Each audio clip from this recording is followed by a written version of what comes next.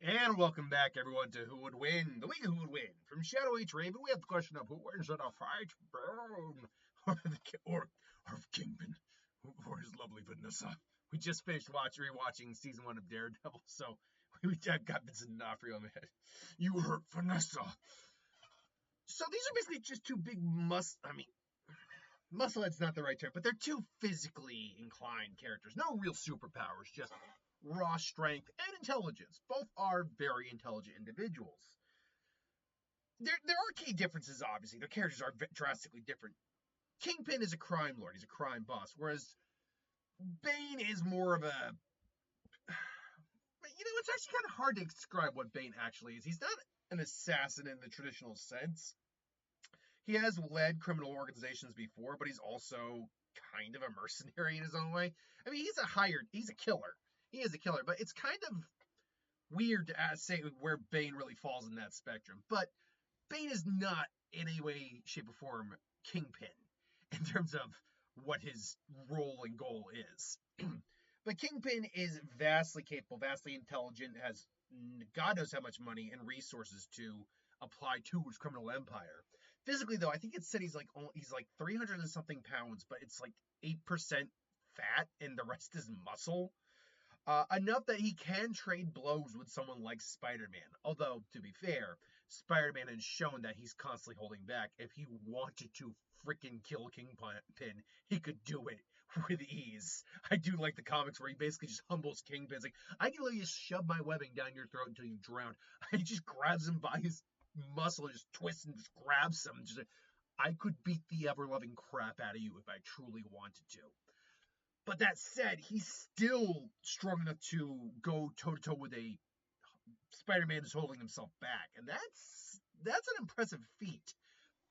He's exceptionally fast for his size. Again, he is incredibly intelligent, but it's more of a long-term enterprise businessman type of intelligence rather than a fighter, soldier, warrior type of intelligence, which is actually the opposite of what we deal with Bane. Bane obviously is physically, he's peak human without the venom.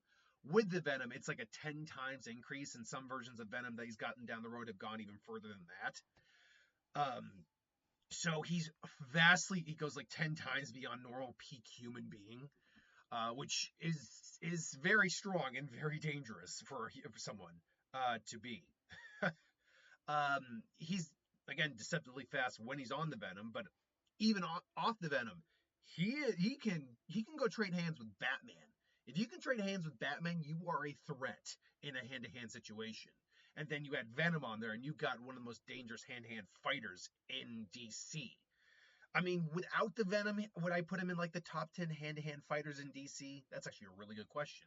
Because Batman obviously falls in there. Wonder Woman's considered one of the best hand-to-hand fighters. Um, Shiva, uh,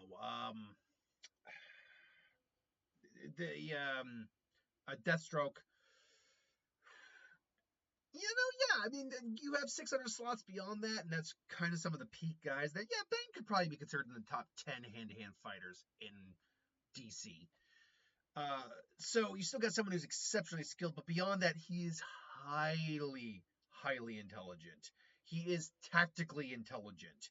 He went after Batman when Batman was at his lowest, at his most vulnerable, at his most tired, and he designed that scenario. Mind you, he's famous for breaking the bat, but he did that after all that planning. In later confrontations, sorry, I'm a little screwed up at the moment. In later confrontations, Batman, who is tired, who's ready to fight and all that, went up against Bane, and he normally can handle Bane when he's not, completely exhausted and worn down. Granted, he's still a dangerous opponent for Batman to go up against, even able to figure out Batman's identity. So you have two individuals who are insanely strong physically, who are both highly intelligent, but one's more tactical than the other. The other is more long-term business minded. Not to say he doesn't have tactics to get rid of people. He's still a crime lord, but it's more of, okay, we're gonna make a plan, send the men after him, all that. Whereas Bane is more, okay, I'm gonna do this to wear him down, and then I'm gonna go do it. And even then, I'll still take you on, even without you being tired. So let's do this, Bats. Um, so Cheryl, who would I have in this fight? This would be an interesting fight. I think Bane would, if we were to think of a scenario where this works, Bane comes to, well, New York in this case, tries to establish himself kind of like as a new crime boss or a new, he has a new, as a new player in New York. Kingpin sees this, and it's like, tell me, would he be? I'm thinking of either the Tony J version from the animated series or Vincent D'Onofrio. Which impression should I do? Tell me, should my I can't do my voice. I can't get the voice right. Just a second. You hurt Vanessa. I was like, so tell me. He's got Vincent D'Onofrio talks with like a whisper, a very deep whisper, which is kind of hard to imitate in some ways. So anyway, so tell me, tell me about this new player in town. It's like he calls himself Bane. He's been what would the term be? Not breaking in. He's been pushing in on our operations. He's been disrupting supply chains. I see. He's losing. This man's losing me quite a bit of money. And so ultimately, I think Bane would Bane hears about Kingpin, the man on top. No, I will be the man on top. And so what he does is he basically just has the entire where he finds out what Kingpin is, has basically does a distraction to basically lure his men out, and then he shows up as like, no, I have come to take over the place as the Kingpin, the King Bane. Sorry, we're also dealing with a snowstorm, so I'm checking out how things are going outside. I'm probably gonna have to go back out in a little bit and reshovel. I see. So that's what you think this is. You're Bane. I must admit, you're not exactly what I was expecting. Uh, and Bane's like, I get that a lot. No one's ever expecting what I bring. Not even someone with your status. And it's like, so be it. I see you've, so, I have to deal with with a superpowered man in a spider outfit. You think he just stands up and just walks around his table to confront him? You think I can't handle you as well? There's only one way to find out, senor. Or what do you call him? What do you call him, Pendale? Because Bane is not. Bane is he's not Mexican. I need to be very clear about that. At least I don't believe he's Mexican. Bane. What is Bane's nationality? I can't remember. He's like Brazilian or one second. He's like Brazilian or okay, escaped convict as national. Let's see here. Affiliations, abilities portrayed by. Um, let's see here. His normal history, background, overview, public background. Okay, origin of Bane, fictional character Alexander Drumas Edwards, born Santa Prisa. I think okay. So they Bane's nationality. What is Bane's nationality? Now, mind you, he also talks to the accent because he grew up in a South American prison, or Central American prison. Bane's nationality. What is Bane? Bane is a Caribbean island, fictional Caribbean island called Santa. Okay, he's Caribbean. Okay, he's often traded with Hispanic Caribbean or mixed Anglo-Caribbean. Okay, I actually didn't know that about. I knew he was somewhere in the southern hemisphere. Well, technically, that's technically the northern hemisphere still, but I knew he was Central American, Caribbean, South American, something in that area. I didn't know Caribbean. Okay, cool. That's actually a fun fact. I like that fact about him. And then, which explains why he speaks with an accent all the time. Why he has an accent. So they're just squaring up with each other. And I'm the man who broke the bat. The bat. Spider, Ben, I can assure you. And he just suddenly pumps the venom. But doesn't start pumping the venom up. He's gonna try to take on Kingpin, see what if he can take him on, because he respects the man on top, and you can tell that he's a strong guy.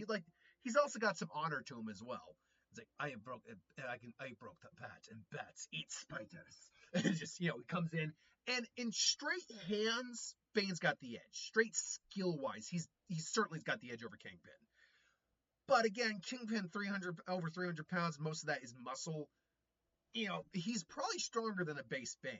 If he can trade blows with Spider-Man, who's holding back, he can deal with a base Bane, and just Really, I've heard much about you. Said you were a man, a mountain of muscle power. Is this really all you can do? Starts crushing Bane, who just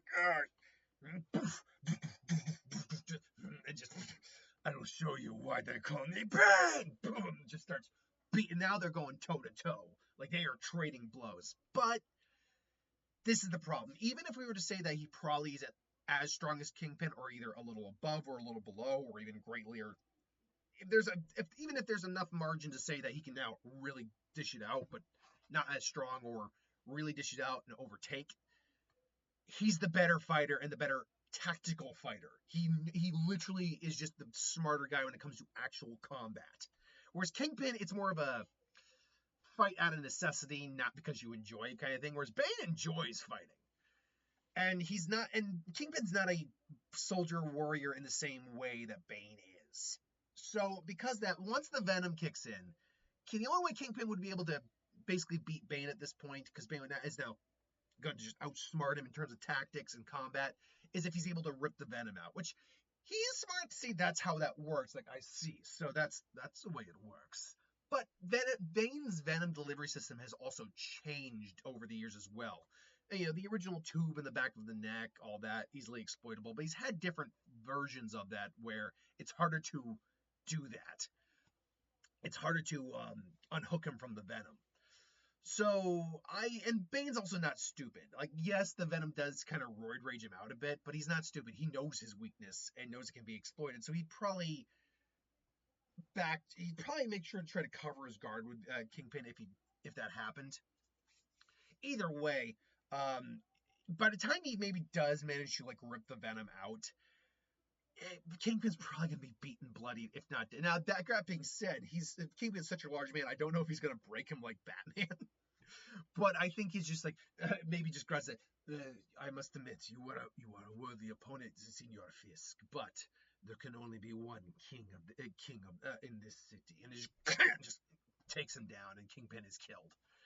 I think Bane in a straight Kingpin would actually have to do the Bane thing that Batman did to Batman in Nightfall. He'd have to wear him down before facing him. I think they'll have a really good shot of taking him down. Otherwise, Bane just has the better tactics, as we've seen, better strategy when it comes to a lot of this stuff, and especially when it comes to confronting someone like this. And in terms of his straight hand-to-hand fight, Bane has got the edge, and he's just a better fighter overall, and the smarter fighter as well. So I think it would actually be a really good fight, and there's certainly ways Kingpin could win. I think it would be Bane who ultimately wins this fight. But this is just my opinion. Let me know what you think. Put in the comments below. Till then, thanks for watching. Hope you enjoyed. I'll see you next time.